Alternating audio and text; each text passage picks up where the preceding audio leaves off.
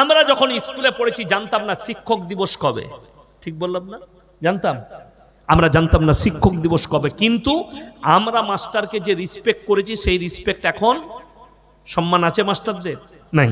কিন্তু এখন স্কুলে শিক্ষক দিবস হচ্ছে, মাস্টার, ছাত্র, ছাত্রী, ম্যাডাম একসাথে ডিজে লাগিয়ে ড্যান্স করছে, ঠিক বললাম না ভুল বললাম?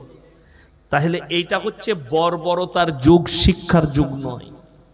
আমি বলিনি, আপনি যে কোনো মাদ্রাসায় যান, সাগরদিঘির, মুর্শিদাবাদ জেলার যে কোনো মাদ্রাসায় যান, একটা মাদ্রাসার বাথরুম থেকে মদের বোতল পাবেন না, সেক্সের ট্যাবলেটের পাতা পাবেন না, নিরোদের প্যাকেট পাবেন না। আর মিডিয়ারা বলছে যাদবপুর বিশ্ববিদ্যালয়ের হোস্টেলের বাথরুম থেকে নিরোদের প্যাকেট পাওয়া গেছে, সেক্সের ট্যাবলেটের পাতা পাওয়া গেছে, মদের বোতল পাওয়া গেছে। এইটাই হচ্ছে দুটো শিক্ষার পার্থক্য। আমি যখন ফারেক হয়, আমার হেডমাস্টারের গ্রামে আমি জলসা করতে গেছি, তো আমার হেডমাস্টার নিচে বসে আছেন, আমি ওপরে। আমি বললাম স্যার আপনি ওপরে আসুন। আমি 2 ঘন্টা বয়ান করার পরে আমাকে জড়িয়ে ধরে কাঁদলো আর বলল, আমি আজকে বিশ্বাস করি যেটা পৃথিবীর কোন শিক্ষা প্রতিষ্ঠানে তৈরি হবে না, সেটা একমাত্র মাদ্রাসা তৈরি করতে পারবে। জোরে বলুন সুবহানাল্লাহ। আমরা কোন ছেলেগুলোকে পাই মাদ্রাসাওয়ালারা? কানাটা, বুকাটা, বাপকে জ্বলি দিলে, মাকে জ্বলি দিলে, ভাতের হাঁড়িতে ঢালা মারছে, বলছে ওটা মাদ্রাসায় দিয়ে ওরা বুঝে করি, ঠিক বললাম না ভুল বললাম? আর যেটা ফার্স্ট ডিভিশন বলে ওটা ইঞ্জিনিয়ার হবে, ওটা ডাক্তার হবে, ওটা মাস্টার হবে। ওই জন্য আমরা তো খারাপগুলো পাই, কানাটা, খুঁড়াটা, বেকাটা, টেড়াটা, চলছে না, মাকে জ্বলাচ্ছে, বাপকে জ্বলাচ্ছে, ভাতের হাঁড়িতে ঢালা মারছে, লোকের কাছে আম পাচ্ছে, দিয়াই কি বুঝলেন?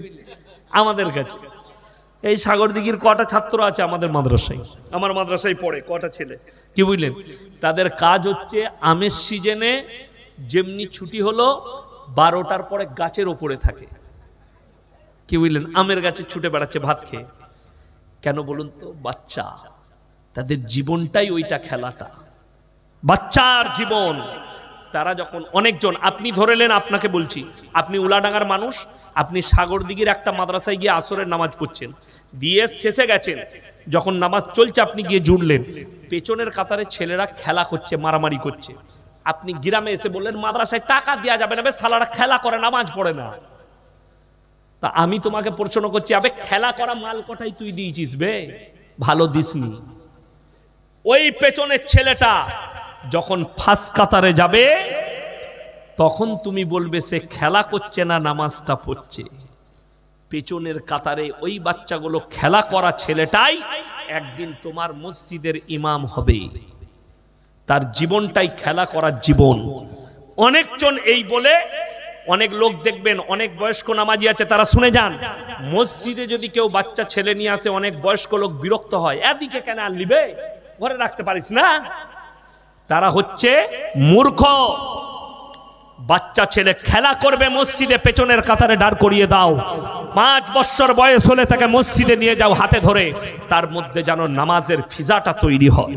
যারা নামাজি আছেন, ফজরের নামাজ মসজিদে পড়বেন, সুন্নতটা বাড়িতে পড়ুন, সন্তানের উপরে, বিবির উপরে আসর পড়বে। কই গো উঠো, নামাজ পড়তে যাবে, হ্যাঁ উজুর পানিটা নিয়ে এসো, একটু গরম পানি করবে, তাকে খাটান একটু, বউকে গরম পানি করে দিলে উজুটা করলেন, মুসল্লাটা বিছাও, আমি সুন্নতটা পড়ব।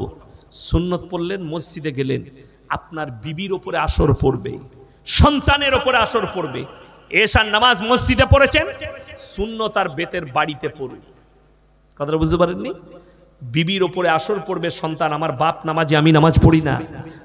স্ত্রী বলবে আমার স্বামী নামাজি, পরেশগার, আমি নামাজ পড়ি না, তার উপরে আসর পড়বে। কেন? সঙ্গ দোষে লোহা ভাসে। আমার ড্রাইভার গাড়িতে বসে আছে, এত বড় বড় দাড়ি, আমার থেকেও বড়। তখন এতটা মানুষ আমাকে চিনেনি, তো ইউটিউব ফেসবুক ছিল না। আমি পুরুলিয়া ডিস্ট্রিক্টে এক জায়গায় জলসা করতে গেছি, তো আমি গাড়ি থেকে নেমেছি, আমার ড্রাইভারও নেমে গেছে। তো যে লোকটা নিতে এসছে, আমার ড্রাইভারের হাতটা ধরে নিয়ে যাচ্ছে, আইয়ে মল না, কি বুঝলেন? তো ওকে নিয়ে গেল, নামাজের সময় উজুর পানি বদনা করে ওকে দিচ্ছে, আমাকে কিছুই নেই। আমি কল টিপে উজু করলাম, তাই আমি বললাম কিছু বলিস না, যা চলছে চলুক। নাস্তায় বসেছি, ভালো ভালো জিনিসগুলো ওকে তুলে দিচ্ছে, হাজরাত খাইয়ে। আমি আচ্ছা ফের হলো। তো যখন যাবার টাইম হয়েছে, সময়, তখন বলছে হাজরাত আপকা টাইম हो चुका है। আমি যখন উঠে যাচ্ছি তখন আমাকে বলছে হযরত मेरा गलती होगी हजरत। আমি বললাম कुछ नहीं, ये तो अल्लाह का कृपा है, আল্লাহ দয়া। সঙ্গ দোষে রুয়া ভাসে, দাড়ির বরকত আছে, টুপির বরকত আছে, লিবাসের বরকত আছে। মাথায় রাখবেন আপনার চরিত্র, আপনার চলাফেরা। শুনে রেখে দেন, পৃথিবীতে যতগুলো ডিপার্টমেন্ট আছে, police, doctor, master, professor, engineer, যতদিন চাকরি করবে ততদিন সেই জায়গায় সম্মান। ঠিক বললাম না ভুল বললাম? একটা পুলিশ বাবু রিটায়ার হয়ে যাওয়ার পরে সেইখানে গিয়ে আর দাপট দেখাতে পারবে? পারবে না। কিন্তু আল্লাহর কসম খেয়ে বলছি, এই একমাত্র দিনের রাস্তা, ইসলামের রাস্তায় যত বয়স হবে মানুষ তত বেশি সম্মান করবে, আল্লাহ সম্মান বাড়িয়ে দিবে। গ্রামে একজন চাচার সম্মান থাকে না থাকে না? থাকে। চাচা মসজিদে তুমি আছো, আমরা একটা জলসা করব, চাচাকে একটু বলো আমরা কিরকম করে করব, চাচাই হেড। ঠিক কি না কথা বলেন? এখন আমার গ্রামের পুরো 4500 মানুষের মসজিদ, একটাই সমাজ, সেক্রেটারি হচ্ছে আমার আব্বাজি, কিন্তু ভালো করে চলতে পারে না। আমি অনেক জলসায় দেখি আমার আব্বাজির অনেক মানুষ পা টিপে দেয়, ছেলের বয়সী যারা। কেন? আল্লাহ এই সম্মানটা আল্লাহর তরফ থেকে দিয়েছে। বড় বড় আলেমদের পা টিপা, মৌলবীদের পা টিপা, এটা আল্লাহর তরফ থেকে সম্মান বাড়িয়ে দিবে। আপনি দাড়ি রাখবেন, নামাজি হবেন, যত বয়স বাড়বে সমাজে আপনার সম্মান বাড়বে। ওই জন্য দিনের রাস্তায় সবাই থাকবো, জোরে বলুন ইনশাআল্লাহ। এরপরে বলবো 3টে কাজ। 3টে লোক যদি দোয়া করে আল্লাহ তাদের দোয়াকে মিস দেয় না, জোরে বলুন সুবহানাল্লাহ। কটা বললাম? 3টে মানুষ যদি দোয়া করতে লাগে আল্লাহ তাদের দোয়াকে মিসিং দেয় না। নাম্বার 1 হচ্ছে ওয়াতিদাল কুরবা, তোমার কাছের গরিব যদি হাত পাতে তার হাতকে ফিরাবেন, আল্লাহ তার দোয়াকে কবুল করে নেয়। আপনি 10 টাকা দিতে পেরেছেন, আল্লাহর কাছে কেঁদে বলবেন আল্লাহ আমাকে দেনেওয়ালা বানিয়েছো, আমাকে হাত পাতনেওয়ালা বানাও নি। ওয়াতিদাল কুরবা ওয়াল ইয়াতামা ওয়াল মাসাকিন, এবং এতিম আর মিসকিন যদি হাত পাতে তাদের হাতকে ফিরিও না। আর 3 নম্বর হচ্ছে আবনাস সাবিল ওয়ালা তুবাদ্দির তাবদীরা, মুসাফির যদি তোমাদের কাছে হাত পাতে তাদের হাতকে জীবনে তোমরা কোরআন খুলেন, আল্লাহ তাআলা এত ডেঞ্জার কথা বলেছেন, নবীজি কেঁদেছেন, সাহাবীরা কেঁদেছেন। আল্লাহ তাআলা যখন এই আয়াত অবতীর্ণ করলেন, রাসূলের কাছে আয়াত পৌঁছালো, রাসূলের দাড়ি মুবারক ভিজে গেছে, সাহাবীরা কেঁদেছেন, সাহাবীর বিবিরা কেঁদেছেন, রাসূলের বিবিরা কেঁদেছেন। আল্লাহর নবীর কাছে আয়াত এলো, ওয়ালাউ আন্নানা নাযালনা ইলাইহিমুল মালাইকা ওয়া কাল্লামাহুমুল মাউতা ওয়া হাশারনা আলাইহিম কুল্লা শাইইন কুবুলা মা কানু লিউমিনু ইল্লা আইয়াশা আল্লাহ ওয়ালা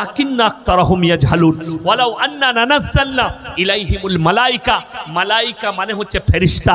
আমি আল্লাহ যদি এদের কাছে ফেরেশতা পাঠাই আর যদি তারা দাওয়াত দেয় তোমাদের জন্য আল্লাহ কঠিন আযাব রেখেছে, জাহান্নাম রেখেছে, জান্নাত রেখেছে, আর এরা যদি বুঝায়, শুধু এরা নয়, ওয়া কাল্লামাহুমুল মাউতা, আর যারা কবরবাসী হয়ে গেছে, তোমাদের পূর্বপুরুষ যারা মারা গেছে, তারা যদি তাদেরকে আমি কবর থেকে আবার তুলে পাঠাই আর তারা যদি দাওয়াত দিতে শুরু করে যে আল্লাহ কবরে আযাব রেখেছে, তোমরা ভালো হও, তোমরা দিনদার হও, আল্লাহ কোরআনে বলছেন, তারপরেও যারা মানার নয় তারা কখনো মেনে নিবে না। আমার ভাই, বেঈমান কাফেরদের মেহনতকে আমরা নাকাম করে দেব, সকলে জোরে বলুন ইনশাআল্লাহ। হারাম থেকে নিজেকে অ্যাভয়েড করে নেন, হালালের পক্ষে চলুন। রমজানুল মুবারকের মাস আসছে, পেটে ব্যথার বাহানা কেউ দিবেন না। আমাদের দেশের রোগ আছে মুসলমানদের, ঠিক রোজার 1-2 দিন আগে পেটে লাগছে তো পারবো না। আমার সম্পর্কে ফুফুইতো ভাই হয়, মাদ্রাসায় এসে বসে মাঝে মাঝে অফিসে, সে বলছে 2 বছর আগে, বলছে আমার না পেটে পাথর হয়েছে, লোকে বলেছে, ডাক্তারে বলেছে রোজা রাখা যাবে না। মানে অসুবিধা কিচ্ছু নাই। আচ্ছা শুনেলেন, এখানে যারা বসে আছেন মায়েরা ভাইরা, যারা বাহানা দিবেন রোজা রাখতে পারবো না, তাদের জন্য মারাত্মক দলিল। আচ্ছা বলুন, এই যে উলাডাঙ্গা গেলাম এলাম, একটাই রাস্তা না আরো রাস্তা আছে? কেবল একটাই রাস্তা। সাগরদিঘি থেকে ঢুকে এলাম আমি, জঙ্গিপুর হয়ে আসা যাবে না? তবে আমি ওইটা বলছি, কথাটা বুঝতে পারেননি? চারিদিক থেকে ঢুকা যাবে উলা গ্রামে, মাঠে মাঠে হেঁটেও ঢুকা যাবে, যাবে না? যাবে না। নদী দিয়ে সাঁতারও পেরোনো যাবে। তো যারা মনে করছেন রোজা যখন অসুস্থ আমি, তখন রোজা আমার মাপ, কখনো নয়। শুনেলেন, ফিদিয়াতুন তাআমু মিসকিন, অসুস্থতার কারণে তোমরা যদি রোজা রাখতে না পারো তখন তোমরা মিসকিনকে ফিদিয়া দেবে, তখন তোমরা মিসকিনকে ফিদিয়া দাও। আপনার এলাকায় মিসকিন না থাকলে মাদ্রাসা তালবিল ইলম দিকে দিয়ে দেন। যারা মাদ্রাসায় পড়ে, মাদ্রাসায় আছে, মাদ্রাসায় এটা ফিদিয়ার পয়সা। কতটা? আপনার যতটা খরচ হবে প্রত্যেক দিনের সেই টাকা। আমি তাকে বললাম যে তুমি ফিদিয়া দিয়ে দাও, মাদ্রাসায় তালবিল ইলম আছে, রোজা রেখে দিবে। সে বলে কত করে লাগবে ভাই? আমরা ক টাকা খাস তুই? বলে আমি যা খাই মোটামুটি 150। মানে তাহলে 4500। বলে ঠিক আছে দেখছি। প্রথম দিনই দেখছি সেহরি খেয়ে মাল হাজির ফজরের নামাজ পড়তে। আমি তুই যে বলি রাখতে পারবো না, না যা হবে রেখে দেবো, ওই যে টাকা বলেছি। টাকার নাম বাবাজি। সে দেখলে লোকে কেন খাই তা আমিই খাবো। এ হচ্ছে মুসলমানের হাল। রমজানের রোজা কেউ একটাও ছাড়বেন না, জোরে বলুন ইনশাআল্লাহ। আমাদের দেশের লোক 5 ওয়াক্তের নামাজ পড়া কি ফরজ। 100টার মধ্যে 80টা লোক বেনামাজি। ঠিক বললাম না ভুল বললাম? বেনামাজি, নামাজ পড়ে না। ইচ্ছাকৃতভাবে নামাজ কেউ যদি কাজা করে গুনাহ আছে না নাই? আছে। দেখুন আমাদের দেশের লোক ফরজ নিয়ে মারামারি করে না, মারামারি কি নিয়ে হয়? সুন্নত আর নফল নিয়ে মারামারি করে। ঠিক বললাম না? এই শবে বরাতের রোজা নিয়ে মারামারি চলছিল না? হালুয়া রুটি নিয়ে মারামারি চলছিল। একটা আমি ঝাড়খণ্ডের বক্তা দেখলাম গুটকাখোর। সে কি বলছে জানেন? বলছে हम हलवा बनाते हैं ये किताब में ढूंढते हैं, हम हलवा कढ़ाई में ढक के रखते ये किताब में ढूंढते हैं, हम ये कह रहे हैं कि किताब में ढूंढते ढूंढते थक गए, हम तो कढ़ाई में खाते खाते थक गए। के बोलছে? गुटखाखोर। একবারও আমি বলেছি আমার একটা বায়ান বার করুন যে হালুয়া খাওয়া হারাম। হালুয়া রুটি কে বললে হারাম? কেউ যদি বলে হারাম তার থেকে বড় পাপী বক্তা পৃথিবীতে কেউ নেই। হালুয়া রুটি খাওয়া জায়েজ আছে, রোজ খান, গোটা শাবান মাস খান, গোটা রমজান মাস খান। কিন্তু যদি বলে 15ই শাবান শবে বরাতের রাতে হালুয়া রুটি করতেই হবে, এর থেকে বড় কাঁচা বেদাত কিছু নাই। আপনাকে দেখিয়ে দেবো সাগরদিঘি থানায় ঘরেতে মোমবাতি দিচ্ছে, পায়খানা ঘরে চারিদিকে মোমবাতি। কেন গো? বলছে খেপা তো দাদু রাতের বেলায় রুটি খেতে আসবে, হুঁজট খেয়ে পড়ে যাবে। সে কবরে কি হচ্ছে তার ঠিক নাই, সে রাতের বেলা আসবে। বলুন এদের আকীদা কি? শুধু এইটা নয়, অনেক গ্রামে বোম ফাটে, বোম দাঁড়াম দ্রুম ফাটাম ফুটুম। ইমানদারির সঙ্গে বলবেন অমুসলিম ভাইরা দেওয়ালিতে বোম ফাটায় না? ফাটায় না? তাইলে এর মধ্যে তার মধ্যে পার্থক্য কি? আমি চ্যালেঞ্জ ছুড়ে বললাম, একটা জিলাপি হুজুর যদি একটা প্রমাণ দিতে পারে, কোন জাল হাদিসের প্রমাণ দিতে পারে যে শবে বরাতের রাতে 15ই শাবান বোম ফাটানো, আমি ইয়াসিন জীবনে আর বক্তব্য রাখবো না।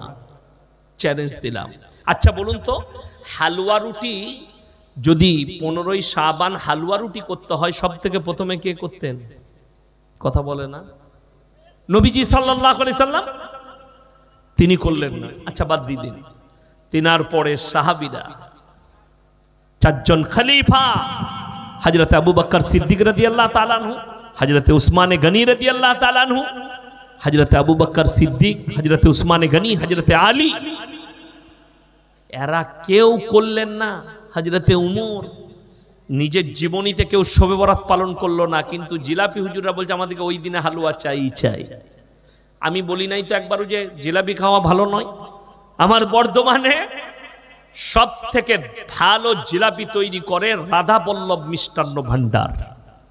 আমি খাই। আমার গ্রামে গোটা 5-4 হাজার বসতিতে একটাই খালি হিন্দু ভাইদের দোকান আছে। কটা বললাম? একটাই, কোনো দোকান নাই, একটাই। আমি বলবো ভারতের পশ্চিম বাংলার দালাল মিডিয়া দিকে এসে একবার জিজ্ঞেস করবি, তার নাম বাপি, মিষ্টির দোকান চালায়। তাকে জিজ্ঞেস করো যে এই 4000-এর ভেতরে তুমি একা আছো, তোমার কি কোনো কষ্ট হয়? সে যদি খালি বলে দেয় মুসলিমরা আমাকে কষ্ট দেয়, আমি এখানে চ্যালেঞ্জ দিয়ে গেলাম, আর জীবনে আমি মানুষের সামনে কথা রাখবো না। চ্যালেঞ্জ দিলাম। তার দোকানে জিলেবি হয়, আমি প্রায় মাদ্রাসার তালবিল ইলম দিকে জিলেবি খাওয়াই। কে বললে জিলেবি খাওয়া হারাম? জিলেবি খাওয়া ভালো, কিন্তু ওইটা মাজারে মান্নাত করে খাওয়া হারাম, এইটা আমি বলেছি। বড় কষ্ট লাগে। এই আপনার দেখলাম একটা কানা মুফতি, বহরমপুরের দিকে বাড়ি, মুর্শিদাবাদে, হ্যাঁ, আবুল কালাম অজাত। কি জাত বললাম? অজাত, মানে জাত নেই। সে দেখলাম আমাকে বলেছে, মানে তার কোনো জাত নাই, সে আমার জন্য বলেছে যে ইয়াসিনের বাপ পর্যন্ত পারবে না।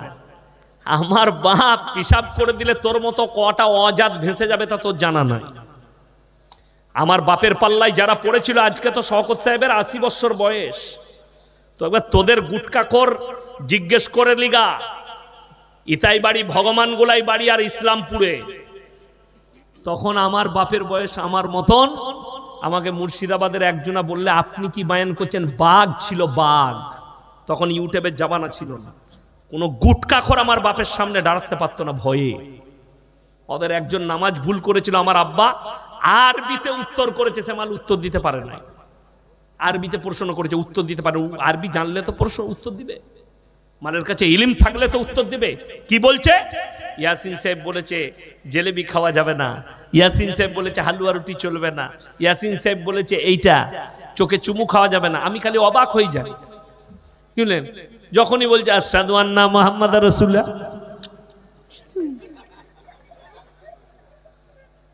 চোখগুলো তোর কানা হবে। যেটা রাসূল সাল্লাল্লাহু আলাইহি সাল্লাম এবং তিনার সাহাবীরা করেনি, এরা নিয়ে মাতামাতি। শুধু তাই নয়, ওই যে গান বাজনা করে মুসলমানের খানা ওরা খাবে, বলছে মুসলমানের খানা খাবো, যাই যাচ্ছে খাও। তুমি, তোমাকে কে নিষেধ করেছে? খাও, ঝেড়ে খাও, কোনো অসুবিধা নাই, কিন্তু আমার কাছে চলবে না, আমাদের কাছে জায়েজ নেই, তুমি খাও।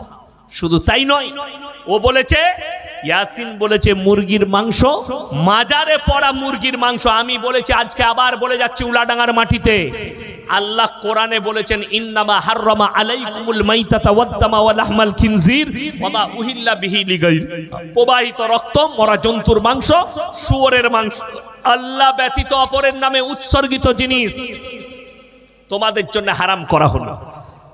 ওই আবুল কালাম অজাতকে বলবো যে তুমি যে বলছো মাজারে বাবা আমরা মুরগি নিয়ে যাই না, যাই না, মুরগি নিয়ে যাই, কার নামে জবাই করেন গো? সবাই বলছে আল্লাহর নামে। তো আমি তাকে বলবো যে আমার অমুসলিম ভাইরা ঠাকুরের সামনে প্রসাদ দেয় না, দেয় না? কথা বলেন তো। তোকে বলবো এটা বিসমিল্লাহ পড়ে খাবি, তাহলে খাওয়া যাবে। কথাটা বুঝতে পেরেছেন না পারেননি? যদি আমি বলি আপনাদের এখানে কুটুম এসছে না, আসে না আজকে অনেক বাড়িতে, আচ্ছা মুরগিগুলো কোথায় জবাই করেছেন? কবরস্থানে? বাড়িতে? আল্লাহর নাম নিয়ে তো বাড়িতে জবাই হবে। সে বলছে আমরা মাজারে নিয়ে যাই, কিন্তু জবাই করি আল্লাহর নামে। আমি বলছি কেউ যদি পীরের উদ্দেশ্য করে, বাবার নামে, গাছের নামে, ঢিপির নামে, অমুক বাবার নামে, ন্যাংটা বাবার নামে, খেপা বাবার নামে, লেলা বাবার নামে, দাতা বাবার নামে 1000 বার বিসমিল্লাহ বলে জবাহ করলেও হারাম। একজন সেদিনে ফোন করেছে, আমি একটা জলসাই বলেছি, গাড়িতে অনেকজন লেখা থাকে KGN, লেখা থাকে না, থাকে না, খাজা গরিব নওয়াজ। এটার ফুল ফর্ম হচ্ছে খাজা গরিব নওয়াজ। আমি বলেছি এটা লেখা চলবে না, জায়েজ নাই। সে আমাকে বলছে যে আমি খাজা বাবার দান বলি নাই তো, আল্লাহর দান, কিন্তু খাজা বাবার নাম আমি মহব্বত করি, খাজা বাবাকে তার নাম লিখতে পারবো না কেন? আমি বললাম তুমি দামি কথা বলেছো। আমি তাকে বললাম, বলে খাজা বাবা আমার পীর হয়, আমি মেনে নিলাম খাজা বাবাকে ভালোবাসো, কিন্তু তোমার সব থেকে বড় পীর তোমার বাম্মা না খাজা বাবা? বলছে আমার বাম্মা। আমি তুই বাম্মাকে তাইলে ভালোবাসি না, খাজা বাবাকে ভালোবাসিস? কথাটা বুঝতে পেরেছেন না পারেননি? আমি তুই যদি বাপকে বলছিস যে মহব্বত করে খাজা বাবার নাম রেখেছে, হারাম কর তোর বাপের নামটা লেখলি না যে তোকে জন্ম দিয়েছে। কথাটা বুঝতে পেরেছেন না পারেননি? তোর বাপের নাম লেখলি না। বড় কষ্ট লাগে। মানুষকে ধোকা দিবার একটা, প্রতারণা দিবার একটা জায়গা আছে। আজকে শুনে রেখে দেন, এই ভারতের মাটিতে অমুসলিম ভাইরাও মাজারের গিয়ে মাথা ঠুকছে, তার কারণ তারা জানে আমাদের তার এটার মধ্যে কোনো পার্থক্য নাই।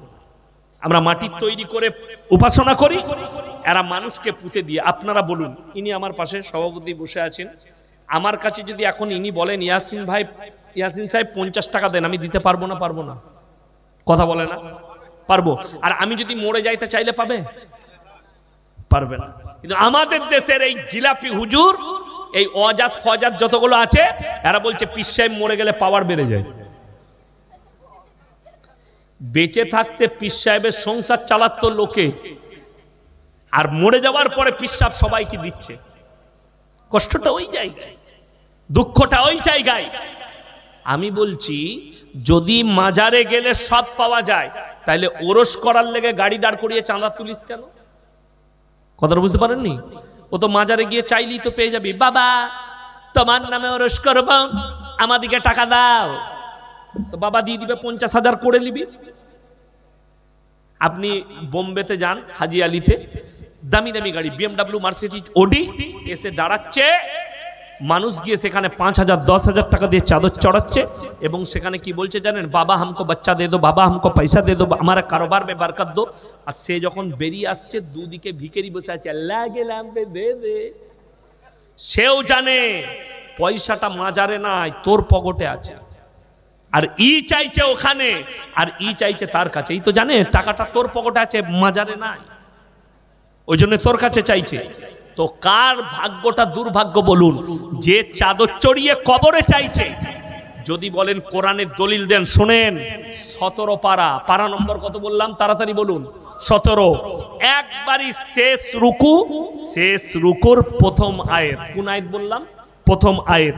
17 পারা, শেষ পৃষ্ঠা। রং বলবেন না, 17 পারা, শেষ পৃষ্ঠা, একবারই শেষ রুকু। যাদের বাড়িতে মানে কোরআন আছে, আমাকে গালি দেওয়ার আগে খুলে দেখে নেবেন, তারপরে আমাকে গালি দিতে গেলে গালি দেবেন। কোরআন বলছে, ইয়া আইয়ুহান নাসু যুরিবা মাথালুন ফাসতামিউ লা ইন্নাল্লাযীনা তাদউনা মিন দুনিল্লাহি লা ইয়াখলুকু দুবাবাম ওয়ালা বিজতামাউ লা ওয়া ইয়াসলুবুহুমুদ দুবাবু শাইয়্যান লা ইয়াস্তানকিদুহু মিন। হে আমার নবী বলে দাও, তোমরা যাদের কাছে ভালো মন্দ চাও, তাদেরকে একবার জিজ্ঞেস করো, হে পৃথিবীর মানুষ, তারা একটা মাছি পর্যন্ত সৃষ্টি করতে পারে না। মাছি সৃষ্টি অনেক দূরের কথা। মাছি যদি তাদের কাছ থেকে কোনো জিনিস ছিনিয়ে নিয়ে যায়, সেটা উদ্ধার করার মতো ক্ষমতা নেই। তারা হচ্ছে শক্তিহীন, আর আমি আল্লাহ হচ্ছি শক্তিশালী। জোরে বলুন সুবহানাল্লাহ। আমি আল্লাহ শক্তিশালী, আর তারা শক্তিহীন। ওই জন্য আমার বন্ধুগণ, আমার ভাই, আপনাদেরকে অনুরোধ করছি, প্রত্যেকটা ভাই নিয়ত করলেন, আমরা নিজেদিকে শিরক থেকে বাঁচাবো। জোরে বলুন ইনশাআল্লাহ। বেঈমান কাফেররা এইগুলোই মেহনত চালু করেছে, শয়তানের মেহনত এটা। ইব্রাহিম আলাইহিস সালাতু ওয়াস সালাম নিজের বাপকে দাওয়াত দিয়েছেন, ইসকালা লিয়াবিহি ইয়া আবাতি লিমা তাবুদু মা লা ইয়াসমাউ ওয়া লা ইবসিরু ওয়া লা ইউগনি আনকা শাইয়্যা। হে আমার আব্বাজান, আপনি কার উপাসনা করছেন? যে হাত পা লাড়তে পারে না, কথা বলতে পারে না, নিজস্ব কোনো যোগ্যতা নেই, আপনি তার উপাসনা করছেন। এটা শয়তানের রাস্তা। আমাকে নবী হিসাবে বিশ্বাস করুন, আমার রবকে, আমার আল্লাহকে বিশ্বাস করুন। ইব্রাহিম আলাইহিস সালাতু ওয়াস সালামের বাপকে ইব্রাহিম নবী দাওয়াত দিয়েছেন, দাওয়াত কবুল করেনি। রিওয়ায়াতে আছে, কিয়ামতের দিনে ইব্রাহিম নবী আল্লাহকে বলবেন, ওগো আল্লাহ, আমি আমার আব্বা জানের জন্য একটু আবেদন করতে চাই। রিওয়ায়াতে আছে, কোরআনে, বীর্য আকারে রক্ততে ইব্রাহিম নবীর বাপ লুটোপুটি খাবে, আর আল্লাহ বলবেন, তোমার আবেদন আজকে রাখা হবে না। হে আমার বন্ধুগণ, আমার মা বোন, দুজন নবীর বিবি জাহান্নামে যাবে, তারা আটকাতে পারবে না। মারাত্মক অপরাধ তাদের। নাম্বার 1, স্বামীর অবাধ্যতা করা। নাম্বার 2, আল্লাহকে অবিশ্বাস করা। নাম্বার 3, তার রাসূলকে, তার নবীকে অবিশ্বাস করা। একজন নূহ নবী আর লূত নবী, এই দুজনের বিবি জাহান্নামে যাবে। আল্লাহ কোরআনে লাকির টেনে দিয়েছে, তারা নবী হওয়ার পরেও আটকাতে পারবে না। এরপর আপনি চিন্তা করুন, আপনি পাপের সাগরে ডুবে থাকবেন, আপনার বাপ, আপনার মৌলবি আপনাকে কি করে পার করাবে? আপনি পাপের সাগরে ডুবে আছেন, কি করে পেরুবেন? সবাই বলুন, এই রমজানুল মুবারকের মাস আসছে, আমরা সমস্ত পাপ থেকে আমরা দূরে থাকবো। সকলে জোরে বলুন ইনশাআল্লাহ। পাপ থেকে মুক্ত হন, পাপে যাবেন না। আমার যুবক দিকে বলছি, মোবাইলে যদি মোবাইল তোমাকে পাপে লিপ্ত করে, এই মোবাইলকে রাত্রিতে হারাম করে দাও। যারা আপনার গোদা বাংলায় ব্লু ফিল্ম আর শুদ্ধ ভাষায় হচ্ছে পর্ণ, এই পর্নোগ্রাফিতে যারা অসত্য হয়ে পড়েছেন, তাদেরকে অনুরোধ করব, একটা সাইড আছে, সেই সাইড থেকে তোমার মোবাইলে বন্ধ করে দাও। এইটার দ্বারা শুনেলেন কত বড় ক্ষতি। তারা হস্তমৈথুনে যুক্ত হয়ে যাচ্ছে বহু যুবক, আর তারা বিবাহের আগে তার যৌবনকে শেষ করে দিচ্ছে, এবং যৌবনকে শেষ করার পরে তার বিবাহিত জীবন, দাম্পত্য জীবনটা সুখী নয়, তার বিবিকে পরকীয়ায় লিপ্ত হতে হচ্ছে, কোনো জায়গায় ডিভোর্স হয়ে যাচ্ছে। এবং বলে দিই প্রত্যেকটা যুবককে, কোনো মানুষ সে যদি জানে যে আমার যৌন ক্ষমতা নেই, আমার যৌবন ক্ষমতা নেই, আমি আমার স্ত্রীর সঙ্গে মিলন করার ক্ষমতা আমার নেই, সে যদি লুকিয়ে বিয়ে করে তার থেকে বড় পাপ কিছু নেই যে মেয়েটার জীবনটাকে নিয়ে খেলা করবে। তুমি পরিষ্কার সাইড হয়ে যাও, আমি আমার জীবনে বিবাহ করব না। যেহেতু আপনার কাছে স্ত্রীকে দিবার মতো সম্পদটা বড় জিনিস নয়, স্ত্রীকে খাওয়ানোটা বড় জিনিস নয়, স্ত্রীর যে খোরাক সব থেকে বড় জিনিস, সেটা হচ্ছে শারীরিক সম্মান, সেটাই হচ্ছে যৌবন ক্ষমতা। এইটাই যদি তুমি হারিয়ে ফেলো, তোমার জন্য বিয়ে করার জায়েজ হবে না। আর যদি তুমি লুকিয়ে বিয়ে করো, আমাকে একজন ভদ্র মহিলা ফোন করেছিলেন, তার সঙ্গে একটা যুবক ছিল। আমি বললাম রং কথা আমার সাথে বলবে না, যেটা বলার ঠিক বলো।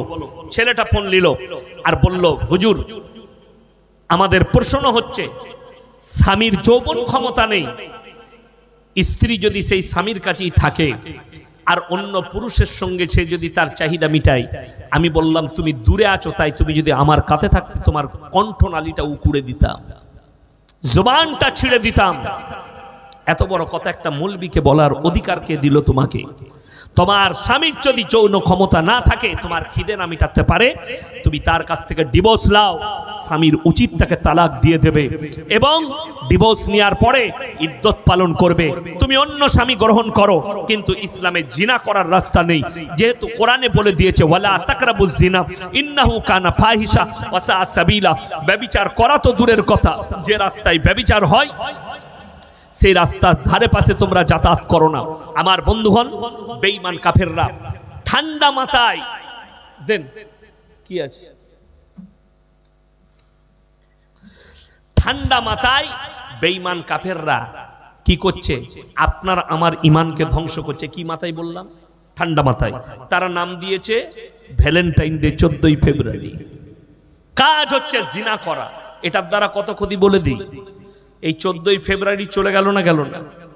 দেখবেন প্রত্যেকটা টাউনে, সাগরদিঘিতে লেখা আছে নাকি জানি না, বহরমপুরে লেখা আছে, এই জঙ্গিপুরে লেখা আছে I love Jangipur, I love Baharampur, light দিয়ে লেখা থাকে, লেখা থাকে না অনেক শহরে। সিউড়িতে লেখা আছে আই লাভ সিউড়ি। তো একজন দেখেছে আমার কাছে তো পয়সা নাই, হারাম করে মদ খেয়েছে, কিছু টাকা পয়সা নাই, বউকে গিফট দিবে, কিছু খুঁজে পায় নাই, ওই লাভটাকে ছাড়িয়ে নিয়ে পালিয়ে এসছে। 14ই ফেব্রুয়ারি পুলিশে ধরেছে।